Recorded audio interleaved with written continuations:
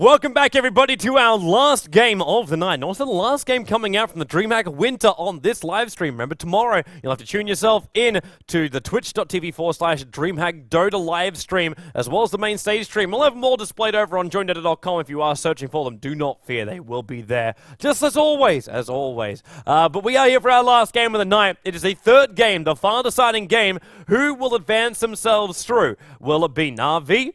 Or will it be Dignitas? Only one team may advance themselves through the semi-finals. Each team has taken one game so far. Hence, we're here in the third game. And how will it all come to fruition? We will get to find out. And I will find out with a good friend of mine. He is the man that keeps me in line. Strict military line. It is the Capitalist. Welcome to the broadcast. That's right. I bring a whip and everything. Gotta whip Toby into shape. It's true. I'm getting fat, peoples. I'm getting fat. Capitalist is like my personal Dota trainer. You lack discipline.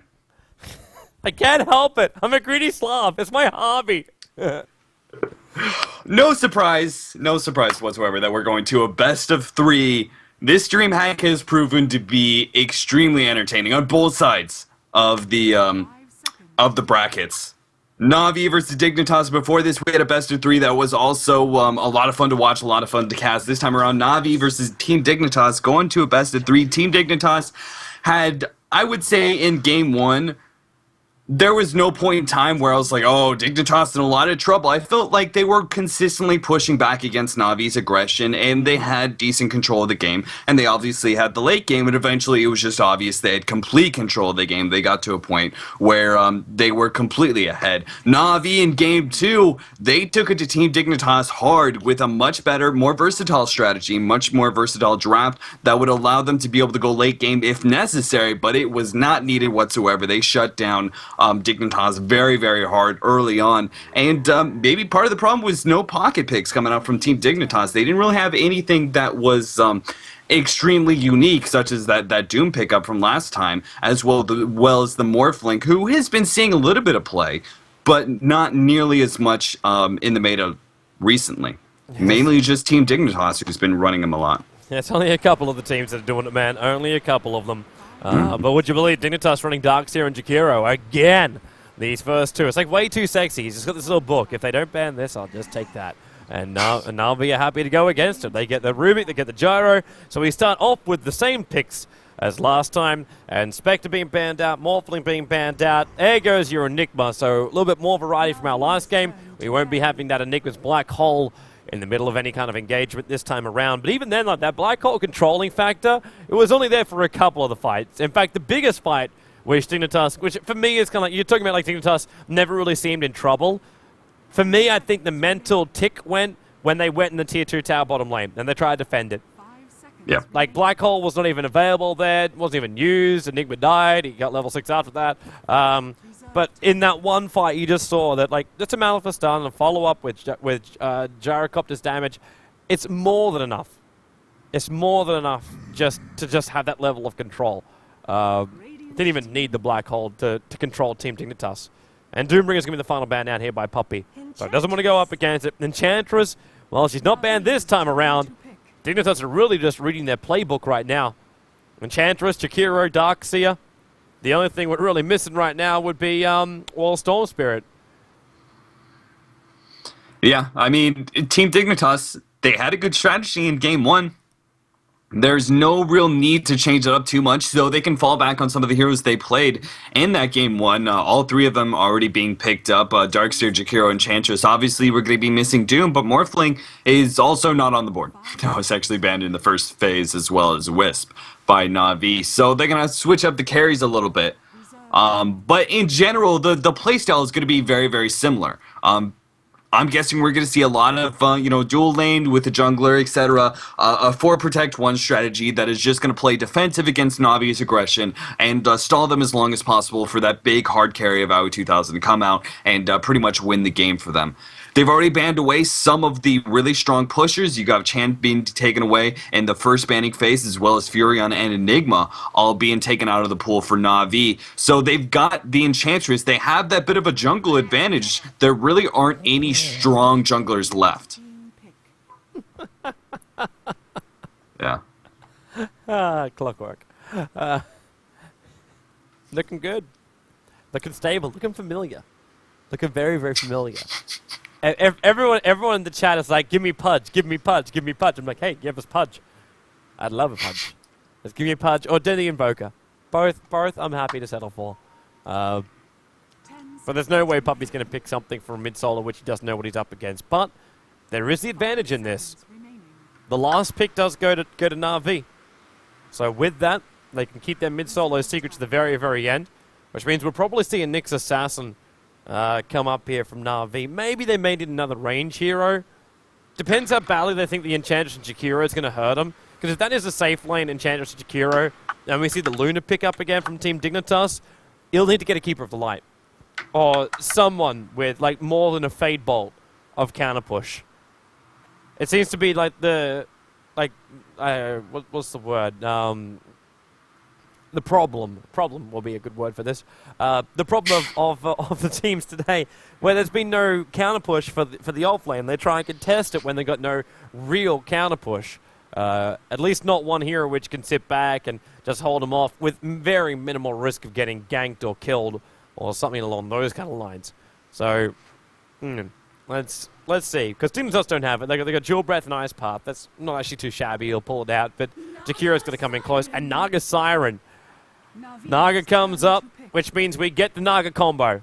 We get the Silence, we get the Darkseer, we get the Jakiro, and I'm wondering if this kind of forces now the Gyro to actually be a support role and get Horvorst. Maybe let's be happy getting Horvorst to BKB. I'm wondering if Lifestealer now has to become an option. Lifestealer? Yeah. Lifestealer's the first thing I think of with Naga. He's got himself a BKB at level 1. He doesn't need a BKB. He doesn't need time to farm it up. He can be straight in that engagement. He'll be nice up against Enchantress too, taking out her creeps as he goes.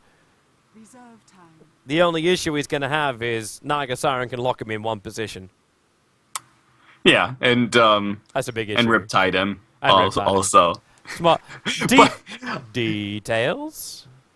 So, okay, so it's Gyrocopter. I think Gyrocopter's a pretty decent carry versus Naga Siren. Usually are much more effective. You hit your peak much before Naga Siren. You try and end the game before she can get too big. Going later, as Naga Siren gets stronger, your flat cannon is still going to be very powerful versus some of those images that she's going to be able to produce, and he also responds decently well to that Song of Siren, being able to pop the BKB pretty much instantly outside of that. Obviously, he has to worry about the Ice Path that's going to chain up with that, but Call Down immediately mixed with Flat Cannon, there's a lot of AoE damage they can put out into the field immediately to respond to that Song of the Siren. Mixed with the Ancient Apparition, I think we're still going to see a carry Gyrocopter here. It looks like Na'Vi, the one thing they're really lacking here is they have tons of really good initiation, really good team fight. One thing they're kind of lacking here is some push, which, you know, you don't necessarily always need push, but you would prefer it when going up against a harder carry like this. Cracking open the base versus a Darkseer and a Chikiro is obviously going to be very tough. You mix in a Naga Siren on top of that, and it could be downright impossible. So, executed right, Dignitas has a really good turtling strategy here. They could also, I mean, it's a option available to them. They could also run Naga Siren middle and pick up, a different carry if they wanted to try and just basically trick Na'Vi. But we're probably still looking at a Naga Siren carry with some sort of mid being picked up. Na'Vi is actually going to take away the Kunkka, which would be very, very powerful, adding in even more team fight to Team Dignitas, being able to set up a nice, easy boat to be able to land. Very, very powerful. Plus, the Kokos Rum was going to be very, very strong versus a hero like Gyrocopter, who puts out a lot of physical damage, but if you can survive through it, you know, that's a 30-second cooldown on that flat cannon, and, call down is call down. So if you could survive through it, it's honestly, you could do a lot of work versus Na'Vi. I think you just got your Wishman with the Naga Siren going to go that middle lane. I really don't see how Ancient Apparition's supposed to go up against Naga in the early set. That's going to be a really, really rough lane. As if we see him go mid. I would still like to see the Pudge. I'd still like to see the Pudge. For no real reason. I just like you both. I just like Pudge. There's no other reason for it. He doesn't really fit in this lineup. Not properly, at least. But well, he's a really fun hero to spectate. Yeah. Yeah. No Pudge today, though. No Pudge today. Not with this draft. Not unless he really feels like Naga and Pudge would be soulmates together in the middle lane. Might even be thinking about going into. Oh, what we also got? Slide. But they need lockdown. They need control on Weaver. Is the major thing. Like Clockwork, there's no stuns here. Like, where is their hold? And they say screw it. They go with a Lycan. Lycan will be the last one. It'll be a jungle Lycan. Dendy in the middle lane, and they're gonna try and break the base with a really, really fat Lycan. He'll have to build himself into an Abyssal Blade at some point of this game, or else they will just have to have a huge amount of output of damage to kill off Sneaking. It's the only other way. Kuro's control level won't be enough. Even the only ability which he can steal, which will help him, is going to be Jakiro's Ice Path. That's the only other thing they can use to lock down this Weaver. If this Weaver gets farmed, I don't see Na'Vi controlling it. If that Lincoln Sphere comes up, this Weaver is home and hosed. She'll just run around the fight, killing off everybody. Yeah, absolutely. Weaver's a really good hero to go up against a Gyrocopter as a carry or semi-carry. Being able to output a lot of physical damage, the mobility makes it very hard for Gyrocopter to lock him down, obviously. And even then, you don't have any sort of hard disables going down, like you said. You've got the Rubik Telekinesis, maybe a hook shot or something like that, but they don't have a whole lot to lock him down, so I really like this pickup by Dignitas. But Na'Vi, it looks like they're just going to sacrifice that and just go for some really heavy team fights, some good initiation that they have obviously on their team. The Ancient Apparition, the Clockwork work well together, and just get pickoffs and force down towers with that Lycan, man. Well, they're gonna need a lot of space at the very, very start to get Lycan buffed up before he's capable of really making a run for something.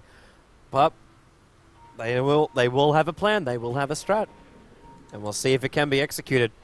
I wish Funnick the best of luck. Interested to see if Funnick uses the little block spot. The little tree line. This little sucker right here. We just get the creeps to run down. And then they go back up again. And then they get confused. And then they basically keep going with what is basically a flux capacitor. But just turned on its side. Wolves already scouted off in this bottom lane. They're just watching for the rune, which will be an invis rune. Way too sexy, we'll seal it up pretty fast. Meanwhile, oh, actually, Universe. He's in a little bit of trouble right now. He's getting body blocked up. Another Rocket Barrage, but telling him to pick up. They've got first blood. Catching him out when he was checking for the rune. Telekinesis only had to be used once. Vorst looks like he got 2 full sets of Rocket Barrage off on that Darkseer. And that is one hell of a start for a Gyro to have.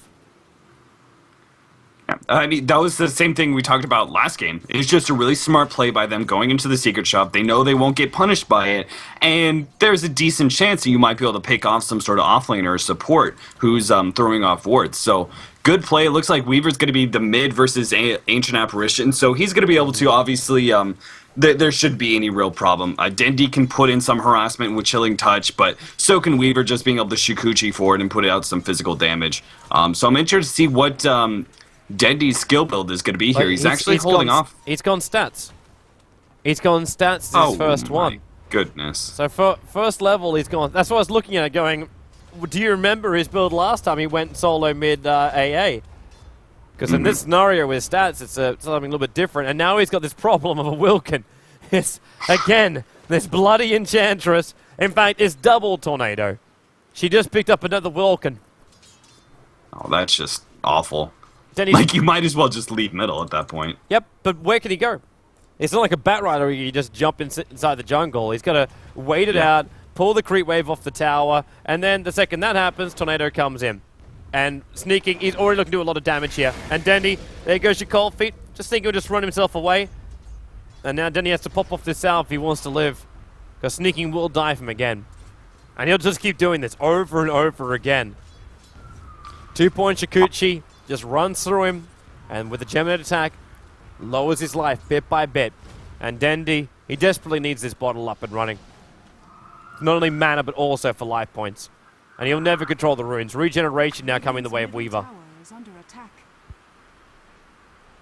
I sound so negative about that lane, but it really is. Like I see Sneaking as the dominant force. That's why I'm unsure about Ancient Apparition here in the middle lane. How much damage are you going to do? And can he do it before Sneaking hits level 6 and time lapse becomes available? Yeah, I don't think so. I mean, Chilling Touch does a lot of damage early on, sure, but Snaking's still going to be able to output more with that Geminate attack. Honestly, I'm a little bit surprised he didn't go for the kill earlier on Dendi. He had a Geminate attack up that practically would have killed Dendi by itself. But Snaking wants to play this lane safe. He doesn't want to overextend himself because you're right. He does have a significant advantage. Yeah, not to mention that it's the last game for both these teams if they lose. So there's a lot of pressure on it. Actually, there's a lot of damage that Sneaking actually takes. You never really realize it, even without the Chilling Touch. Just with those extra stats, and you see him, he's gone another set of stats. So it's been 2 points up into the stats for Dendi. But his right click on the Sneaking is actually quite substantial. Not as much, obviously, as what happens with these damn bugs, as well as Geminate attack, but still. It's enough to cause issues. And also enough to allow him to get last hits onto this tower. And once he gets level 6, then Sneaking actually has to be a little bit more careful with what he does. Yeah, it's why I was surprised he was going stats. I honestly thought he would have gone 1 into Chilling Touch right off the bat. Just because it is so incredibly powerful. But he's just pretty much working on trying to get as much CS as possible and denies. Oh, way too sexy. Smoke's gonna be revealed. Then he just saw it. They're inside the pit. He's wondering what else is with it. Now he'll find out. Oh, Troll Trap. Way too sexy. He's not giving it a crack. Meanwhile, up on top lane, Puppey actually stole the DD rune. He's blocking up Universe. It's buying time. It's just buying time for Rubik to come down. The Wolves are getting in front of him, but Puppey, he's auto-attacking with one and microing up the other Wolves. Can he get the Wolves up to the high ground before? No, he can't. Universe will run himself out, and Puppey will just go back to his jungling. Yeah, if only that was like, a minute from now, Dendi would be able to have that ultimate. Look for, some sort of kill. Like, obviously, Funnick's not going to be able to do anything about that bottom lane. Centaur actually trying to loop around him, but Funnick spies it out. He has to play so passive versus a Naga Siren, as all offlaners do. Yeah. Well, you can't come in close, you're getting snared and then just comboed. Fogged, you can see him, he's faking it out. He's doing this half little fur ball of the dragon. He starts coughing up that ice path. And Dendi throws his ult down the bottom lane. And then he says, you know what, guys? You're pushing out the bottom lane. Get out of here. Aui's actually being really careful how much damage he takes from the tower. That's who pulls with the mirror image. Of course, it doesn't actually break the shatter effect. But he'll be okay. Unless he drops below 77 life points, he's not going to be in trouble. At least, that's what I thought early today when AA was picked up. And then it seems I was wrong. No, you just didn't see the numbers, right? I think. Really? Okay. Yeah. I hate to break it to you. Was I just reading the wrong numbers? I think you saw it was basically 10 more than you thought it was. All right. It was something, okay. something small like that. Cool. So something that can be preserved in all time in a VOD. Fantastic. Yep. It's beautiful. Just blame it on your twitching eye. Don't worry about it. Yeah. No, people don't know about that, man. I managed to control it when I had the camera on me. Damn it! Why do you reveal the fact that my eye was twitching because of the energy drinks I was drinking? I have to reveal all your weaknesses, Toby. The secrets now come out. You have no sleep. You just try and go completely gaga to keep yourself awake, and then you actually go completely gaga. It's crazy. Anyway, 6 minutes in. Let's get back to our game. And look at the Vorst, who's at 44 for 12. Again, this huge farm up on a gyro. And Kuro, level 4.5 with these pulls he's been able to do. Denying off a lot of experience to the top lane. Well, there's no one there anymore. Darkseer's gone to the jungle at level 2. It's a level 2 Darkseer. I only just saw that one out right now. How is he only level 2? Well, I mean, the trade-off being that Funnick has lost his tower, but he gained a lot of levels off of it. Enchantress has been in the jungle controlling it pretty heavily. There wasn't really any good time for him to go in middle. Yep, Ice Path. Harpy fighting it again. Glitching itself up the hill. Aeol, he's going to fly. That's going to get you a lot of damage to Way Too Sexy. Kuro, I don't know if that's going to be enough to shatter him out. Kuro, he's already been dived. And there's your Ice Path. Kuro will go down. Rocket flies to the middle lane. And oh, it hits. But the heal comes off. The rocket was just a second too late. And now the Cold Feet goes up on Fogged. The Wolves look for another opening as Puppey comes in to help. And Sneaking, he wants to dive again on Dendi. But the Swarm's on cooldown. And the Vortex from Dendi wants to slow him down as well. And looks like Dendy, he's running bodily, he's trying to get to the arcane boots at the same time. He just doesn't have the moolah, he doesn't have the mana. He finds the level, and maybe that's the reason why we see him going extra points up in stats. Not just for right clicks, but also so once he gets to this point, he can actually spam out his ultimate a little bit more. Yeah, this is where Ancient Apparition's weaknesses are really going to show. You saw, like, Snake King could have actually gotten both those kills, but he tried to go back with Shikuchi and then come back in to break the Cold Feet range, but he actually just barely missed it, and halfway through his Shikuchi, he ended up getting stunned by it. That could have been so much worse for Dendy. He honestly should have gone down there, but just a slight error, Snake King barely missing out on breaking the Cold Feet range. Otherwise, he would have just absolutely crushed Ancient Apparition. He's such a squishy hero that with the slight buff and Shikuchi, now up to 150 damage, it's a decent nuke, and Weaver already hits very, very hard early on with that Geminate attack. Just going to point out we should be keeping our eyes very, very closely on Roshan now. Like a medallion. And with this, Roshan is very much possible. Even without the Vladimir's offering, it's still very possible. If Denny's going to give him the buff up with the Chilling Touch, see, there's your medallion up and running. Well, with Clockwork Goblin to help him out as well, there are many possibilities. Avor's just going to rotate himself down here and lend some extra DPS. He'll find himself a triple Ancient stack when he comes down. But in the meantime, Sneaking, still getting himself some good farm in the middle lane, 44 for 8. A lot of deniers coming out from Aoi, but he's not finding all the last hits. Like, it's 48 to 21, so his deniers are great. But his income, just lacking up a little bit, but judging by the amount of gold he's holding on to, I think we're looking at a Radiance Naga right now. Yeah, it'd be an interesting option. It'd be pretty good for being able to delay some of these heavy pushes. Look at really smart play by Dendy. Unfortunately, it's a smoke up, so he won't know. Yep, he wanted to see him coming through the side. Now he's like, what? Yeah. At least he gets the chilling effect on the three heroes, even if he did get stunned up in the middle of channeling. Yeah, I mean, Ancient Apparition with no survivability whatsoever, no escape mechanisms, no hard stuns.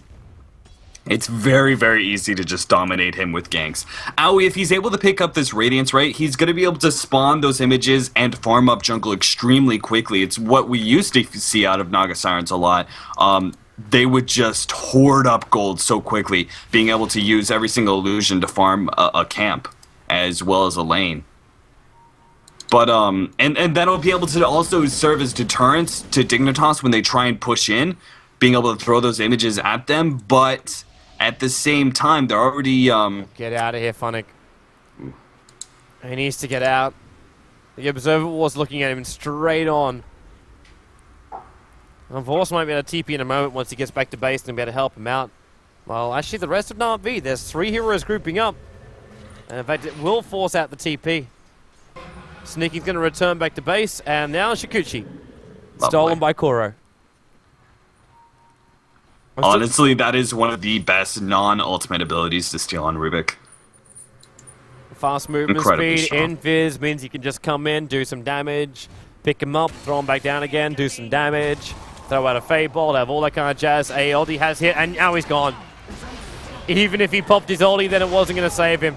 The gyro cooldown was in a good position. Funnick got a perfect latch in as well. So they bring down the Naga Siren. Got to lose some decent cash from that one, but at the same time, tier 1 tower in the middle lane. Rocket Flyer is standing his thinking about denial and really has to stop thinking about it. The Centaur was trying to fish him out. And the Vorts can't push fast enough to get a tower trade here. He can do some damage, but I don't think he can trade it. The support's already on the way from Dignitas. Yeah, I mean, that was a very pretty gank. That's the best thing you can say about it. It was a very pretty gank. Oh. Telekinesis pick up. They go in the Rocket Barrage. Dead instantly. Perfect Sentry Ward, and Sneaking just getting insanely over-aggressive. And now they can dive this bottom tower. With no Weaver to help him do the damage, Aeoli flies to the side and it actually hits. Way too sexy as well as Fogged. The Wolves are on way too sexy. One more hit from those Wolves and they would have actually got that kill. They move over to Fogged instead. And Enchantress low on life, and Kuro, Chikuchi in, and then easy damage. 3 heroes on the sidelines. Get rid of the Naga Siren with the Iron Shell, not a real one, however. She's back a little bit further. Clockwork having a blind hook fish to the bottom lane. Unable to hit anything, though. And Dendy making possibly the most interesting path back. Throws down an observer warning between the Tier 1, Tier 2 tower. And will now run into Owie. And Owie, well, he's not quite sure what to do with this one. Riptide it. Dendy can just go cold feet and now point blank range ultimate. Might be the next target. He's got help. Owie's got help coming in. It's going to be sneaking in Dendy. That's what he's waiting for. All he was waiting for was the ensnare so he could TP out. Of course he was. Now on bottom lane, Fogged in trouble. Call down will kill him off from the gyro. Now a killing spree for Revorst and sneaking. Whee. Very, very lucky he managed to get off that time lapse. And because he also stopped to actually deal with the rocket, he didn't get hit by the AA ulti. Sneaking really getting some lucky breaks right now. Na'Vi is really doing a good job using their ultimates to be able to pick off these heroes and get them low health, but honestly that's all it should be, is just little pickoffs. But instead, Na'Vi is responding with some good aggression, and Dignitas is letting them. I mean, they keep running into these team fights, and one hero kill turns into 2, 3, maybe even 4. So this is not good, even though they dominated their lanes pretty well. I mean, obviously snaking one middle. They were doing a pretty good job. I was keeping up, at least, in gold. Obviously, Gyro's going to be able to outfarm him a little bit, being able to go into the jungle every once in a while and flat cannon down a wave. But still, like, they were in a good position before they transitioned outside of the laning phase. Just Navi's movement seems like it's almost caught Dignitas off guard a little bit. Yeah. I'm pretty sure they're looking at this game going, we've got this in late game. Just bunker down, people. Don't lose too much. Don't get too aggressive. If they initiate on you and you think you can kill them, then go for it. But at all other times, don't go overboard. Wait until the Weaver and Naga get into that, like, late of the mid game. And then they'll look to carry it through. But when you have a hero like a Lycan, who, surprisingly, is like, yeah, medallion up, slashing on for the Roshan. He must be really, yeah, he's going to finish at the Vlads before he'll go in for the Roshan. But, yeah. I don't know, man. Like, Dignitas, they really look like they're playing so defensive because they're worried, but they're also upsetting their own rhythm by doing such a thing. What they really need to do is, actually, they just picked it up. Relic is picked up on Owie. They just need to be able to ensure that he stays, get some really defensive vision up, even some counter wards and that sort of thing to watch out for those smokes, and make sure that Owie's able to farm up for the next 3 or 4 minutes. That way he can pick up his Radiance, and from there you'll be able to see her snowball very, very quickly. They only need, just a few minutes of time to be able to defend her when you'll see those big items starting coming out, upgraded boots, going into like a Vid booster, just a casual Vid booster to help out some of that damage. Eventually you're going to see Heart and Butterfly. Sneaking, they just have to be able to hold on. Oldie's going to fly the second he knew exactly where he is. The Wolves are trying to scout out for him, but now Puppy just lost him. That's a resummon already. And they're coming in. Visible underneath the range of the tower. Iron Shell, luckily for the Wolves, just wearing off as Universe was looking to chase him up the hill. I think Universe is kind of feeling this is a little bit of a bait. You want to walk up to the high ground? Lycan's up there, but who else is going to be there? Koro, Dandy, Horvorst, showing themselves in middle or just holding back for a little bit.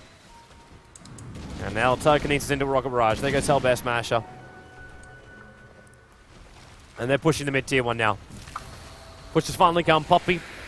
Is he going to hold off on the ulti form? Doesn't really need it for now. Dignitas aren't making a serious attempt to defend this, and rightly so. Yeah, between the Wolves being able to push back some of the supports and then the haste rune that was revealed on Clockwork, they couldn't get anywhere near that tower without suffering some serious punishment. So really smart decision by Dignitas. Again, don't want to force any unnecessary fights. Just hold on to this game. You have the late game. Just focus on that Naga Siren being able to farm up. Honestly, Na'Vi, they're not spending a whole lot of time trying to gank him right now. While they did earlier being able to throw down those ultimates, they got that one kill off of her. They haven't really spent a whole lot of time hunting her down, which is a little bit surprising to me with a Clockwork Ancient Apparition combo. I would have expected a little bit more, smoking and attempts to kill. But instead, they haven't given it a shot yet, man. They're just waiting it out. I'm not quite sure exactly what they're waiting for, though. Now Mech, it's on the way out with a Vladimir's offering. Maybe it is just Roshan. But in they come. This will be Vlad's. This will be full Mech from Dendi. Na'Vi is in a good position. They're in a really good position. Yep, there's a Mech. And Courier. Has to be Micro. And now Vlad's. So two of them together can now finish up Roshan, and Funnick goes back to the middle lane with Kuro.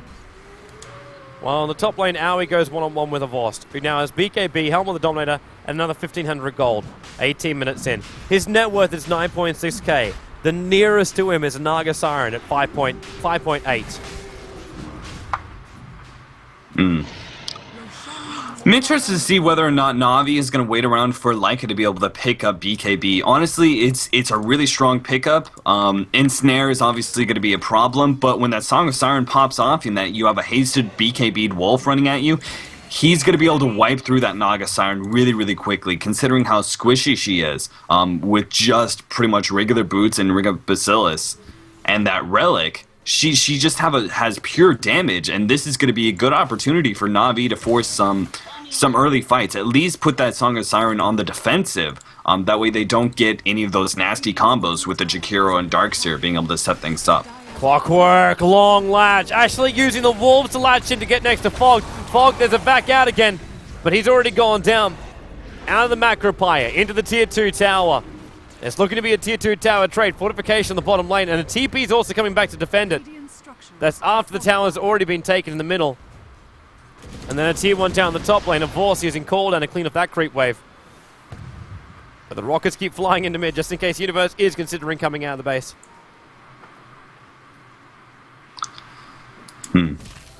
Well, right now they're sitting about 7,500 gold lead right now for Na'Vi. Same about experience. Havos has just pretty much been sitting on top constantly. They finally finished up the Radiance on Aoi, and now you're really going to see his farm starting to explode, being able to farm multiple camps and multiple lanes all at once with those images, just being able to, with the Radiance of the Riptide, just massive gold per minute is available to him if he can stay alive. As you can see, like, Funnick and Dendi are right now sitting there. They have a good opportunity to jump on Aoi here. Well, they need to get close enough, though. They're also going to find the real Aoi. There's just so many to choose from these days. Yeah. Puppy also managed to find himself a DD rune on that bottom lane. Just saving it up for Dendi as he comes in. Because obviously his right clicks are really big. Not really. It's just because they're looking for his mana. His mana and health in case he gets a little bit low. While Avorst as well as Funnick together. Well, in fact, it's all of Na'Vi now. All of Na'Vi is assembled on the radiant side of the river. And they'll be looking to come in towards that mid lane. So where the Tier 2 tower is down, is where the Tier 3 tower will be exposed. And that Tier 3 tower's already taken a little bit of nibbling damage. They will have to sacrifice the Tier 1 tower on the top lane for this, though. So they've got to commit and bring down this Tier 3.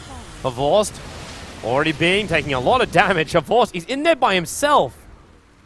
They left him alone because they want to kill up the bottom lane. Sneaking, picked up, throwing down. Puppy comes in close, and now a time lapse happens. Aeoli, too far away. Still the chill effect going on, sneaking. And he'll TP out to safety. So failed gank, but very, very close to actually getting the kill. You've almost got a MKB that's going to be up. Another 1,300 gold on Gyrocopter. Puppy, if they can take some of these Tier 2s in a controlled manner, the bottom of the top Tier 2, that'll pretty much get them to their big items that they need to be able to force these fights. And at that point, I would say just crack open the base. You have an Ancient Apparition middle for a reason. You want to be able to force these fights nice and early. Well, force it up when you give the extra armor, when you give the extra damage buff. Koro, we're really cautious up here, but he's got Shikuchi. So he's fine. There's a lot of heroes coming up here, but they're not going to use sentry wards on this. So Tier 2 towers, there's a lot of out of positioning that Na'Vi is giving away for this attempt. They have got to make this worth it. In they come. Tier 3 tower is the objective. Got Alpha Wolves behind them. And then the Macro Pyre burns straight through it. 76 HP it went down to. It's now coming back up again. New creep wave, however, is not in tow, and they lost the catapult. While on the top lane, Kuro is dealing with his own catapult. Yeah, he can easily repel those sort of, at the very least, pull them off the tower. So they really need to back off and defend this bottom lane. Unfortunately, though, it looks like they're just going to run in. Puppy, Weaver's actually going to come back here. And we haven't seen Weaver being a whole lot of a big force. We saw him winning his lane very handedly. But ever since then, he's really been focusing on farming a bunch, which is surprising to me given the fact you do have an AA middle. Squishy hero, no escape mechanism. You have Rubik, which who now has a Blink Dagger, and Shikuchi is obviously impossible to kill. But earlier is a nice little target with the, Darkseer and Jakiro moving around. I would have expected a little bit more pressure out of Dignitas, but they're content with just staying back and farming. Havost, he picked up an Alpha Wolf. Really smart decision there. Just going to rack up that damage until he gets the full MKB up, which now he can buy. And he does do so. No buyback available. He just sends the entire double jabble down the middle lane. Got to pick it up. Maybe keeping it away from the courier. Funnick. I think that's also his Aghanim Scepter, fully dumb. In fact, what's he got on him? Yeah, that's... No. He's short by one 1k item. Ensnare. Oh my... Oh, that is... That really just happened. That really just happened. I was just chilling watching the courier going out. I'm like, that's a Naga-san. I'm pretty sure she belongs to the Radiant side. Yeah, she does. They just sniped off the extra Monkey King Bar items. Not to mention basically half of the Aghanim Scepter of Clockwork Goblin. That is a huge blow to Na'Vi, and Kuro's looking for revenge. Pick him up, throw him down, Ice Path goes astray, and then Ice Path stolen, gets a follow-up stun, and Puppy just destroys him. Once that medallion went up, there was nothing left of him.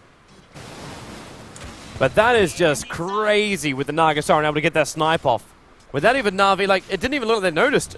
The courier went over the top of him and could have moved away a little bit more, but they just flew out and then killed. Yeah, once you got that ensnare on it, it's just an easy courier kill.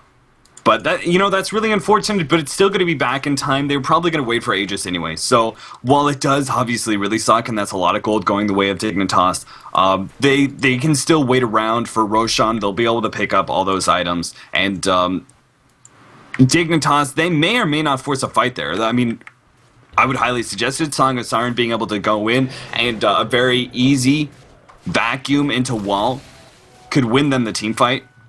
But at the same time, it's hard to be able to push your Naga Siren when you go for this very high damage build. You really don't want to put her in a bad position for some of these team fights, because it's very easy to just mob her down very, very quickly. You want to be able to just stay passive and force as much farm as possible until, at the very least, you have heart. That's really a turning momentum for Naga Siren. The same thing is a lot of times for CK carries. Once you have that heart, you can really start cracking up at the base, and it's the same thing for Naga Siren. Once you have that tankiness on the illusions, that Radiance is able to provide so much more control in the team fight. Yep. But that means she needs a lot of farm. That means time. And time is something both these teams don't really have. Well, actually, Na'Vi definitely have an extra 35 seconds of time before the courier respawns, that is. And Clockwork, he's still short of having his full Aghanims. But instead of having the two branches there, he could be walking around with these other two items. Just that Staff of Wizardry as well as No Club. Two rather key items. We might be looking for a surprise Aghanim Scepter Ultimate. Could be the case again. Everyone's just so secretive about what they want to build. Aoi right now, he's fully committing to his split push capabilities. Now going straight into Manta, which is not a surprise, but I would have expected at least a casual event booster just to sort of help out the survivability. But he just fully committed to the Manta style, which makes him a very, very scary split pusher and can output a lot of damage. The same amount of damage that Navi will with 2 or 3 heroes fighting up against the tower. Aoi will be able to put that same amount of damage into the enemy base. So they're going to have to keep an eye on that, and they don't really have a great way to be able to deal with split push, to be honest. They have some good pick-off capabilities with Clockwork and AA, but they need those heroes in the 5-man push. So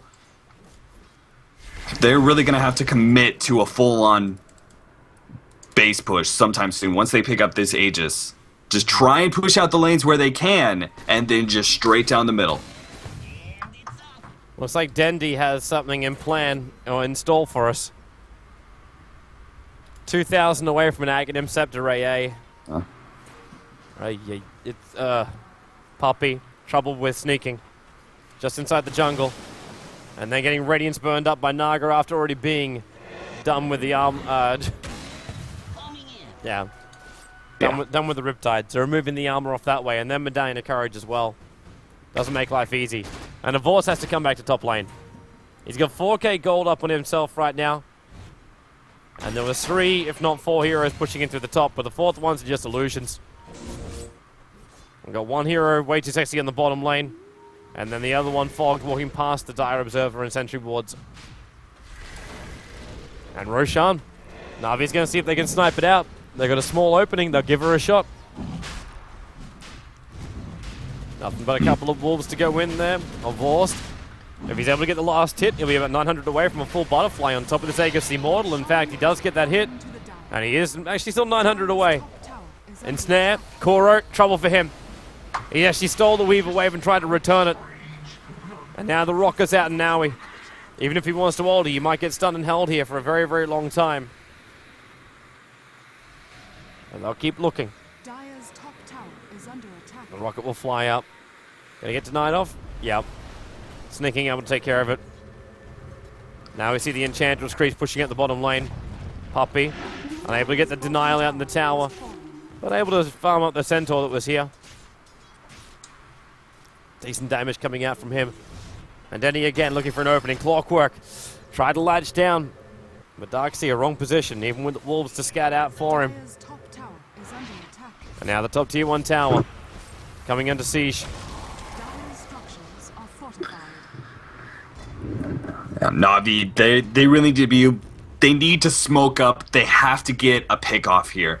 Because as you see, this tier 3 is almost down already. Just from Naga Siren and Weaver just occasionally going forward and hitting it when they go for their image pushes. Like, they now have a Manta on Weaver as well, which is a pretty peculiar item pickup on a Weaver, but that's just even more split push. Usually you see maybe a little bit more survivability, Lincoln's very early on, those sort of things. Naga Siren now with the boots of travel. Honestly, like, Na'Vi, like, sure, this game goes later and later, Gyrocopter picking up Butterfly, and even Lycan is obviously a terrifying force going into late game once he has Abyssal, and can output a lot of damage very, very quickly, but it feels like they're never going to have the opportunity. They no longer have that mid-game opportunity to crack open the base. They're just going to have to go full-on late-game teamfight. They don't have enough to be able to respond to the Weaver and to the Naga Siren pushes to be able to commit to a 5-man push right now. The problem is, if they try and go for a 5-man teamfight, by the time they get there, there's going to be Butterfly and Evasion up already on the gyro. They don't have a Monkey King bar out of their lineup, and if Puppey does want to build into a Basher, that's going to take some time. And Na'Vi already making the ping. They say go down middle, and now Aoi will also see them. He popped in behind him and took the aggro of the creep wave. Left a couple of himself, and sneaking, sticking up the tier 3 tower in the bottom lane. Na'Vi have to go back. There's no other choice. They have to go back. They have no fortification. They will lose a Rax if they don't TP. And that's why Vorst is already now back. That's what I'm talking about. The damage is already out on Dignitas, that they are threatening those towers before Na'Vi can fully commit to some sort of team fight. And on top of that, they anticipate very, very dangerous situations like this. Puppey's going to go down. That he is. Dignitas get the latch in. All Funnick. Aeoldi going to fly in too. Fog does a lot of damage. In fact, a lot of people affected by this. Naga throws the ulti out, but Universe, he's still going to pop off. Funnick just out of range, but now he's in range of sneaking and way too sexy. They instantly get the counter kill. Rubik did buy back here. And Denny's got to get some space in him. Vorst gets rid of the little bugs. But Puppey had to pop his ulti for that one, so did Dendi. The blast still hit pretty nicely, though. And it was only the Rubik who bought back after that, too. So it was a 2-2 trade. You know, I was expecting with the wall immediately being thrown down and then all the illusions and Naga Siren to be able to output a lot more physical damage, but Lycan be able to live through that. That's huge. He didn't lose his gem, anything important like that, and now they could definitely force this fight. Dignitas is on the defensive. They're no longer able to split push. Well, Havors just lost his wolf. He's almost hoping that the Sacred Immortal is going to trigger. There's still another minute and a half left on it. So it triggers and he'll have to try and go in through that base again. But while the rest of Dignitas have actually, a couple of them have fallen back. Way too sexy and fogged, healing as fast as they can so they can be back here for the engagement. Avor has already had the mech charge thrown his way. Instead as well, but he's not stopping on that tower. Then into the call down. He's just trying to keep him back, finish up the objective. The tower is the objective. It has 10 HP. One more hit will pick it up, but he couldn't stick around, sneaking out too far. Darkseer will deny up that mid-tier 3 tower. And Na'Vi might just call objective completed. Move back, counter initiate. Funnick leaves the cogs behind.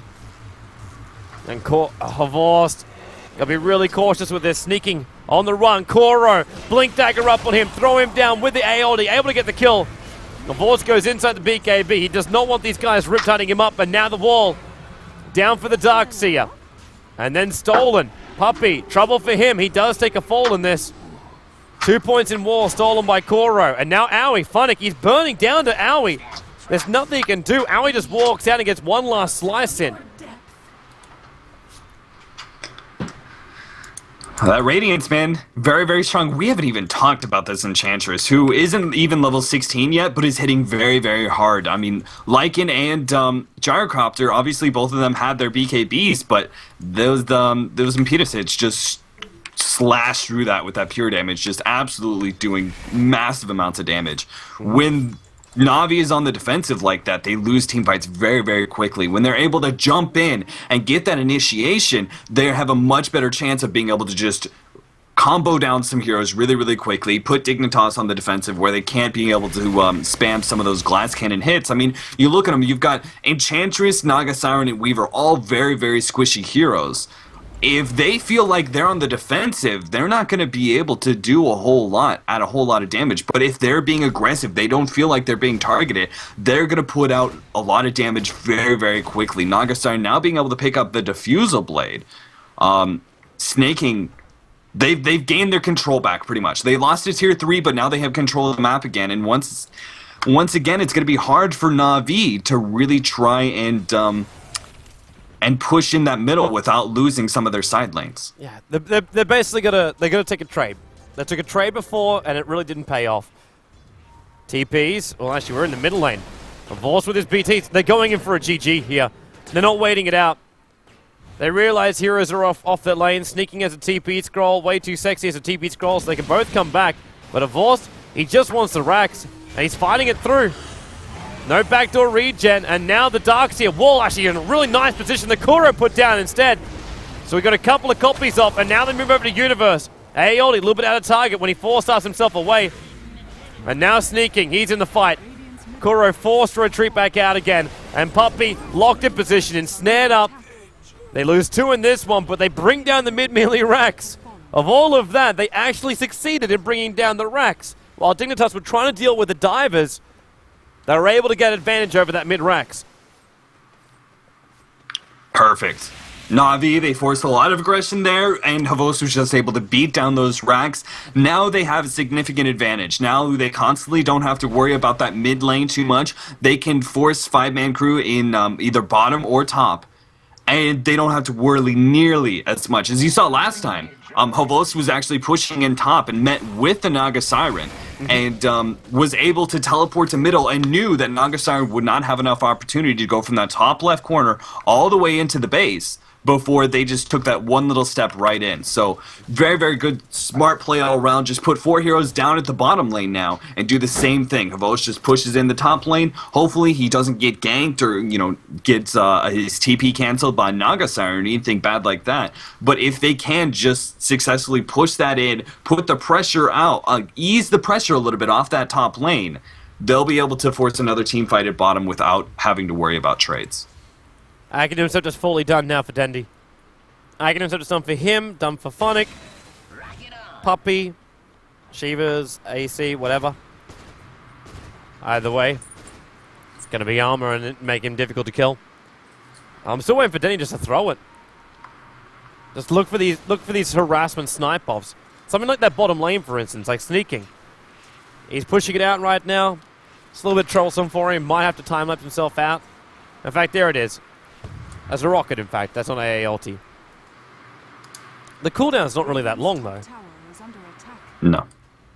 Like 45 seconds for every ulti you can throw out. Minimal mana. Middle lane. Well, there's actually trouble. That's a horrible position to be caught in. Clockwork, he's trying to actually get himself out of away from these illusions of Aoi. And that was just the illusions killing him. AA hits on the top lane. They get a revenge kill. Enchantress for the Clockwork. That's the trade-off. But Aoi, he wants this mid-Rex. He's starting up on the tier 3 towers. I'm pretty sure Na'Vi will look for a trade-off here. They'll go in and say they can take it. Dire's already fortified. There's a buyback by the Enchantress. Radiant side, they've got fortification as well. And this is going to be a double trade. Sneaking's bringing down the tier 3 tower in the bottom lane. But the question is, who can take Rax first?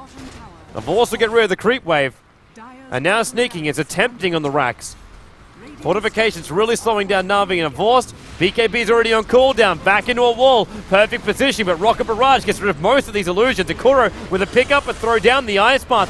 Buys a little bit of space right now for the rest of Dignitas, but backs back in again. Feybolt as well. Vorst couldn't finish off Aoi. In fact, now he's losing all of his mana, and he was Diffusal charged up. This Rax, it is not dead. The tower's not even dead yet. Meanwhile, on the bottom lane, Sneaking, he actually finishes the job. He gets the melee Rax. Funnick comes over. His battery assault's wearing off. He's still got his ultimate if he can get a clean line of shot, but he can't find it. Sneaking's already out of here. The AA ulti didn't slow him down. And Na'Vi, they couldn't get the advantage they were searching for. They couldn't get the trade they were searching for. And Dignitas, they got exactly what they wanted. It was beautiful for them. Yeah, absolutely. You knew the team fight was pretty much over when they had yet. Oh, wow. He waited for the rocket to hit. He knew the line. He actually managed to inch himself to the left and away from the Ogre so he can go around the corner. Sneaking now the time lapse. It's available. But it wouldn't actually get him that much life back again. So he'll just pop the TD, pop the bottle charges. And this is the same time as Roshan just came up. Naga Illusion's already looking for it. In fact, Riptide's up for Vorst. As it's all about to start. And Weaver, this is the reason why I didn't want to go back. Funnick, wrong side of the river. He does have his ulti, however, and he's looking to split him up. But they need more help. That's why Kuro TPing out as fast as he possibly can. Cogs on the high ground, and this is actually Clockwork making them look behind themselves. And then he just walks over to the sidelines. Keeps his distance, joins the rest of his teammates. And the standoff around Roshan begins. Nice thing about this is that for Dignitas, they don't really have to worry about middle at all. They can constantly push in that lane while still being able to get to the team fight in time. Naga Siren's going to be constantly harassing them with these images, keeping vision, keeping a little bit of damage on them consistently. And there's not much they can do. Like, they need to be able to force a fight somewhere here. Funnick is actually looking for a hook. And he got one. It's way too sexy. Cogs on the high ground pushes him down. ALD's flying into it. It's going to hit pretty hard. Universe actually pops. And now with a chilling touch, they get rid of all the illusions. And with two heroes on the sidelines, the healer plus the teamfight controller. Even still going for Roshan's a dangerous thing. Naga ulti is up. And we all know what Naga can do with her ultimate around a Rosh Pit. If they're not fast enough, Roshan will go down. Sneaking's waiting for it. Ice Path gonna fly. Holds Puppy in position. And there's Naga ulti. It's a little bit too premature though. The cooldown has been used, but Roshan's coming out saying hello. The Macro Pyre, minimal damage, and now Havorst locked inside the cogs of Funnick himself. Ice Path holds Mountain Puppy, locked in position by the ensnare of the Naga Siren. But it's still Na'Vi freely moving around here during the team fights, even with these small little lockdowns. It's one hero at a time. And Na'Vi have got a hell of a lot more. Sneaking forced to go on the run from the Wolves. And now he doesn't want to be there. So Na'Vi can turn around and go back into Roshan. This Darkseer wall still is proving to be a bit of a problem. Until Funnick throws himself out of rocket. He realizes how low he is. He's going to keep himself away from one, the wall, and two, these Radiance burning Naga illusions that will kill him off. But he oldies himself in, gets in a little bit closer. Gets loving at the mech. And now Puppy takes the Aegis Immortal, and Cheese will go to Funnick. You know, it's a small thing to note, but they did lose a tier 4, and their other tier 4 is about to go down. This leaves them very, very exposed. Just a short, small amount of damage to finish off that last tower and go straight for the throat. with that Nagasiren ultimate and the massive split pushing capacity that they have with double Manta styles on very high damage, physical damage healing heroes, if Na'Vi makes one mistake, that is going to be the end of the game. Like, they're obviously going to be able to have buybacks and that sort of thing, and they're going to have to keep track of that. But no buyback is up on a lot of heroes. Havos doesn't have it. Puppey doesn't have it as well. Well, there's only one person who does. It's the Jakiro. Yeah. Everyone's out. And everyone's actually out of the base. Smoke time. 4 down the middle lane, and they're going to find Sneaking will be the first reveal, and then he just time-lapse himself away. Realizing how many of Na'Vi were there, Funnick is putting out that little hook. It's not going to latch, though. One of those missed opportunities. If they had had a gem there, the instant disable of telekinesis might have been able to wipe out that Weaver. But unfortunately, do they even have sentries, or no? They got the gem on Clockwork. Okay, yeah, he just wasn't there then. Yeah, it was just the 4 of them that were there, and Clockwork wasn't one of those 4.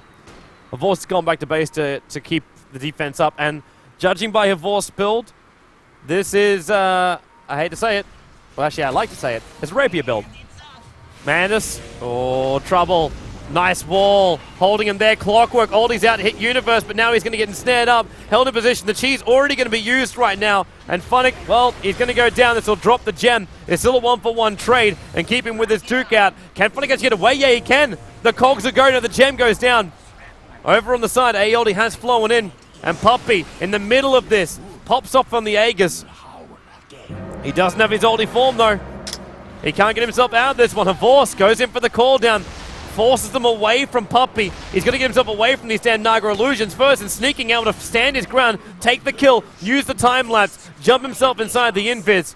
And Havors, he's already popped the Satanic, but he can't leech his life back if he can't see his target. And now Havors in a lot of trouble. Sneaking takes the high ground, and Havors will go down here, even using the E-Blade, which means Havors couldn't use his flat cannon.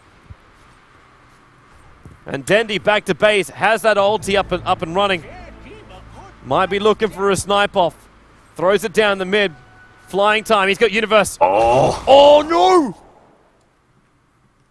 A little late. He would have died. Just a little late on hitting the channel. And now Dignitas, they are still 5 men up. Way Too Sexy's popping off the heel. Here in Clockwork, he lashed on top lane. Aoi tried to go in through the top. Kura will pick him up, drags him out, doesn't bump off the cogs again though.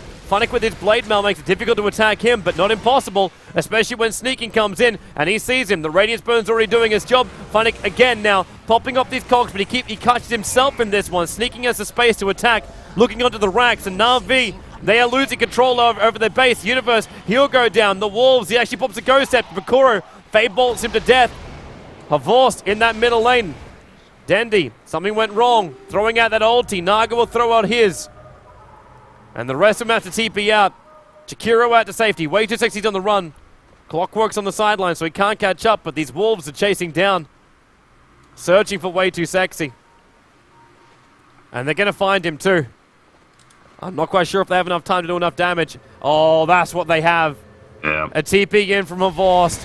Cold Feet as well. Dendy, they both TP'd in at the same time. This gank train that happens, and they're going to lose their tier 4 tower though. This is really problematic. Enchantress already bought back. For it. Aoi could go for it. If they try and push in middle, Aoi can go straight for the throat here, or he can try and teleport back and force this fight. And it looks like he's going to opt for the fight. Well, how long until the BTs are going to be back up again? 29 seconds. So Havors has come back. Havors and Funnick are here to defend. He will be able to get himself into the racks. Cog's trying to push these illusions back out again, but they've got a lot of life points with that heart up. This is a really iffy situation right now. It's basically 0 gold difference. It's still 9,000 experience in favor of Na'Vi, but it's not enough. It's 1 racks for 1 racks, but this Naga split push is just destroying Na'Vi's chances. But it's also doing wonders for everybody else. Weaver's getting space to farm up now. He's at 3.3k in his gold.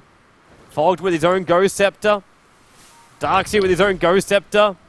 It's like Havors, it doesn't even belong in a team fight anymore. Oh, Fogged. Careful how close you get. Kuro has that blink. He can initiate at any point, but he's not sure about what's on that high ground. Or what's behind that high ground, be a better saying. And these illusions, they're going in again. The Radiance Burn's doing so much damage to the lane that it just keeps pushing out. Clockwork actually altered himself away from sneaking on the bottom lane. Yeah, sneaking is very, very dangerous right now. They constantly have to keep an eye on him. With that Ethereal Blade, he can pop some of the squishier supports very, very quickly. Oh, Vorst is doing it. I said it was a rapier build. That's exactly what he's doing. He knows what he needs. He needs a huge amount of damage. But at the same time, he needs to be able to hit through Ghost Scepter. Or else his huge amount of damage actually does nothing. And then every single person, bar Naga, has a Ghost Scepter. Or some form of effect like that. An Ethereal Blade or so. It's going to be a battle of not fighting and then fighting. Yeah. Na'Vi, I mean, looks like Dignitas, they're actually going to be the ones smoking up and trying to get aggressive here. It looks like they're almost trying to end the game. They still have some items they can seriously pick up. Butterfly on Nagasiren is a huge upgrade, obviously. There's still some agility items that could be picked up on Weaver as well as a heart. You know, there's a lot they can still add to their lineup, but they're looking for just a small little pickoff. You know, you cannot underestimate a team like Na'Vi, and they've got lots of boots of travel. So you know, if you get picked off, and you know, the wrong team fight, whatever it is, you're going to see mass boots of travels going into those wolves. Already hearing those double pings going off on the fortress. They need to have an observer and a sentry on that bottom lane, even the top lane, because someone could just run in there and take it. If they're all smoked up, they can just walk straight in. That's why Funix here on the bottom lane to try and hold them off. Even ulting into the creep wave to try and bring it down. That's one way to use your ulti. And now Naga Illusions forcing Dendy back again. He has to cold feed him up.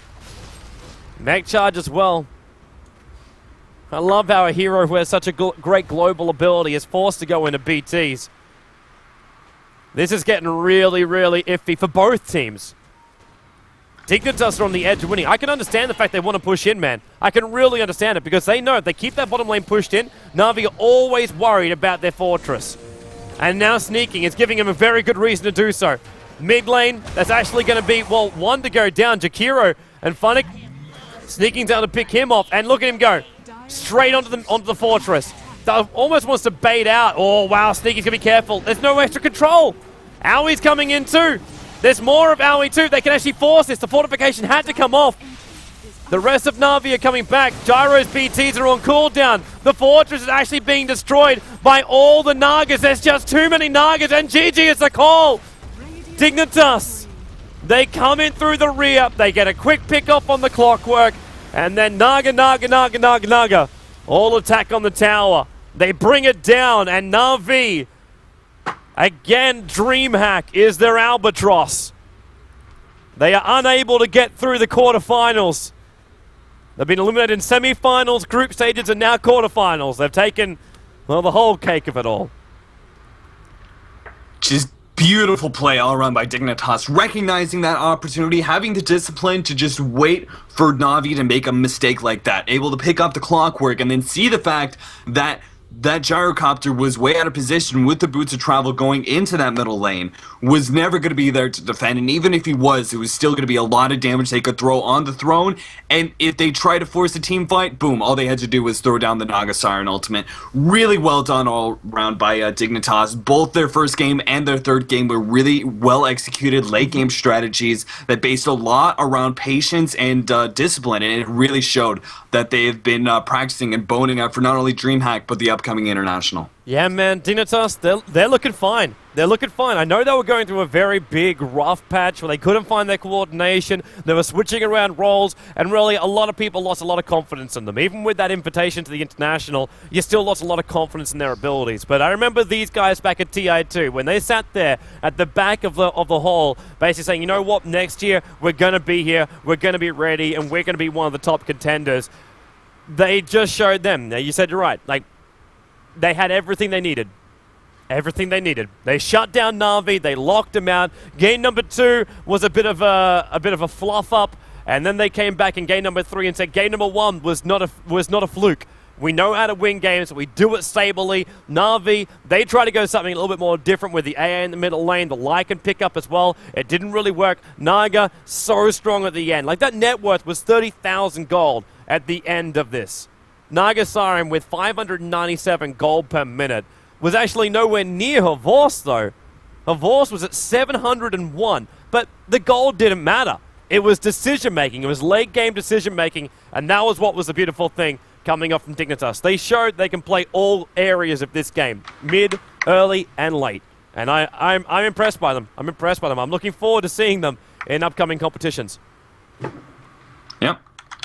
Me too. I will definitely be keeping my eye on the games tomorrow. Unfortunately, we will not be casting those. But no, we won't be. But you can check out the official stream, the English live stream. So twitch.tv/Dreamhack Dota. If you want to follow which streams are also casting out what games for all events, not just Dreamhack, head yourself over to joindota.com. We have the live and upcoming box where we assign the streamers to the actual games they're commentating. Helps out a lot when you have days like today, when you've got myself as well as the Dreamhack Dota stream just jumping around between the games. You want to know who is casting your favorite game, you can easily find it out there. And of course, all the other news, all the write-ups from all the games and pictures, all that kind of jazz, we're hosting all over at Join Dota. And Capitalist Man, I want to say thank you. I want to say thank you for joining me for this last bit of the day. It's been a long day.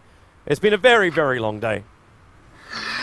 yes, it has. I'm gonna finish off my pimping and I'm gonna go pass out probably. But I want to say that game 1.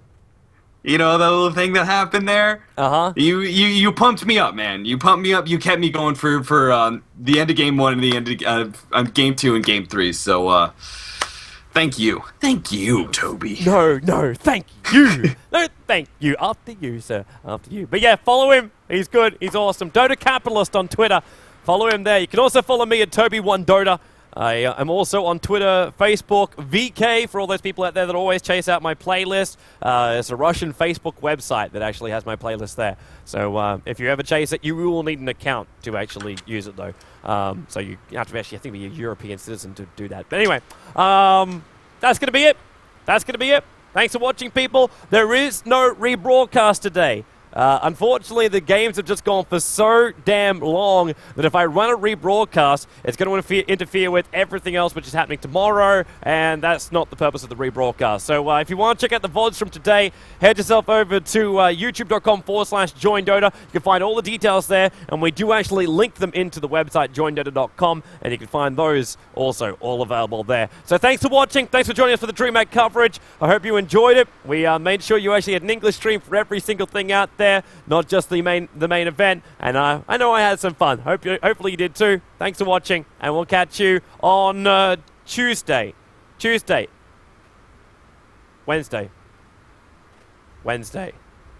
Checking.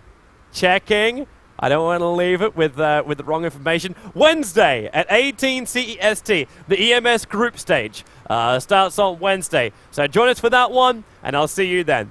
Latest, peoples.